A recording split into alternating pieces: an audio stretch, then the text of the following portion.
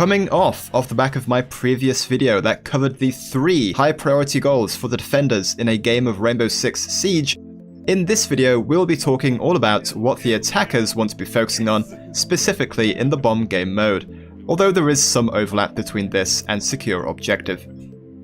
Given how an attacker round starts with the preparation and droning phase coming before any actual action, the first goal for attackers should be to effectively drone.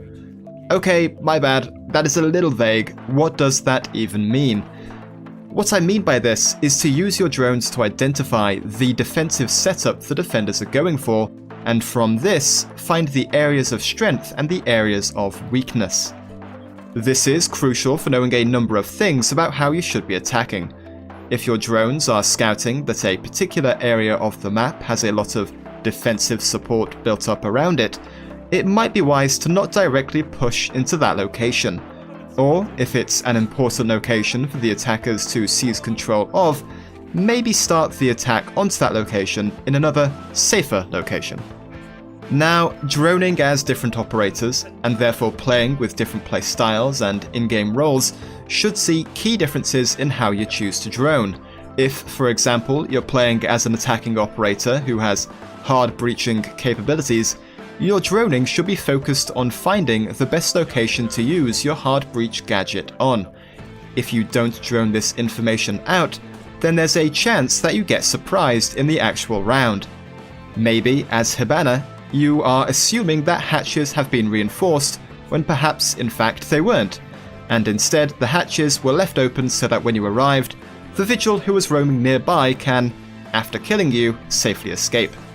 As I said, pretty crucial information for this particular role. If instead you're playing as an attacking operator whose goal is to use vertical destruction to get key vision onto the objective sites from above or even below, such as a sledge or a buck, your droning should reflect this. As an operator who wants to take control of key locations from above, a lot of the time you are going to be playing solo. The rest of the attacking team will likely, instead, be making more direct approaches. This leaves you somewhat isolated, and therefore a potential easy target for roamers. This means that your droning phase should be spent not focusing on the main site so much, and instead focusing on scouting for roamer positions and, if possible, leaving your drone in a hidden spot giving vision of a possible entry point for you into the building. Moving on from droning then, what should be the attacker's next goal to focus on? Well, the second goal for the attackers should be to take control of the map. This means entering the map proper and clearing rooms one by one, either by droning or face checking, or you could also use certain gadgets to force responses from the defenders and even movement from the defenders. Areas that you will want to make sure that you have cleared are areas surrounding typically the objective sites themselves, if at all possible.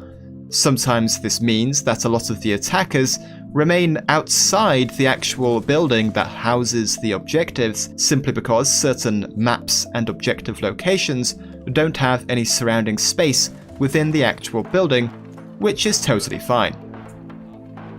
Certain operators do have gadgets that are invaluable for either forcing a response from the defenders or are great for confirming whether areas are clear or not. Lion, Dokkaebi, and Jackal can all either force a specific action from the defenders or provide an indication as to their location. This makes these operators potentially useful for confirming assumed information carried over from the drone phase. Other useful operators for helping in clearing key areas of the map might also include Blackbeard and Glaz, who both have gadgets that give them some form of advantage in certain 1v1 engagements. Specifically, they both specialize at hanging rappelled outside a window, covering long corridors or open spaces. Glaz's scope lets him find longer shots than any other operator in the game, and Blackbeard's face shield means that by hanging outside a window, he can fight with the clear advantage of not dying to the first headshot that hits, thanks to the shield, typically giving him time to win the fight. As a final honorary note, Claymores are the gadget of choice for adding extra security to areas of the map that you've already cleared. We've all been there where halfway through a final site push, a roamer comes up behind and kills everyone, and likely we've all been on the receiving end of glorious claymore justice as a roamer.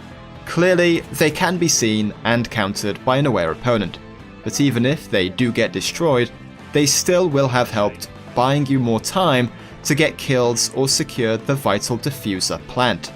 And that leads quite nicely onto the third and final goal for the attacking team in the bomb game mode, surely the most obvious one, which is to get the diffuser planted. If you've watched the top 3 goals for defenders, which will be the previous video on my channel to this one, then you will likely already be aware of the importance surrounding the diffuser.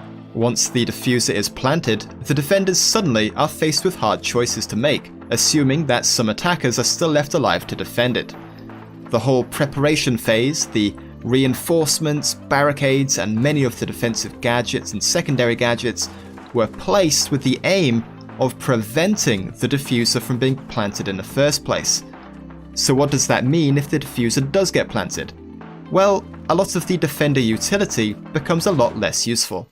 After all, what is the value in a reinforced bulletproof wall for hiding behind when you need to quickly push and disable the diffuser?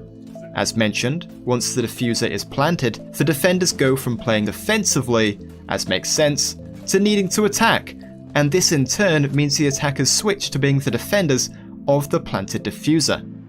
But the defenders on the whole have worse guns than the attackers, lower damage, worse at longer ranges, less ACOGs for covering and checking long angles. All of these disadvantages make the defender's job post-plant a lot harder than it was pre-plant.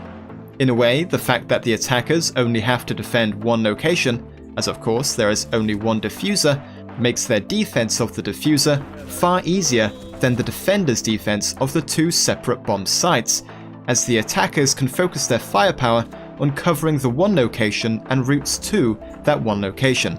A far easier task, you might think, than covering routes to 2 different locations as the defenders have to do.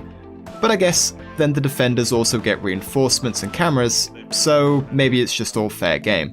The point being, getting the diffuser down as an attacker does several beneficial things for your game.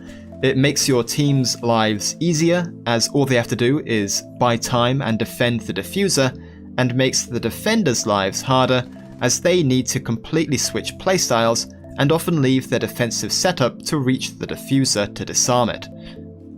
And there we have it, the top 3 goals for the attacking team to be focusing on. As an attacker, you should be focusing on one of 3 goals: droning out the defensive setup and defender locations, clearing areas of the map and taking control of them, and last but not least, getting the diffuser planted. I do hope you found this helpful, and I'll see you in the next one.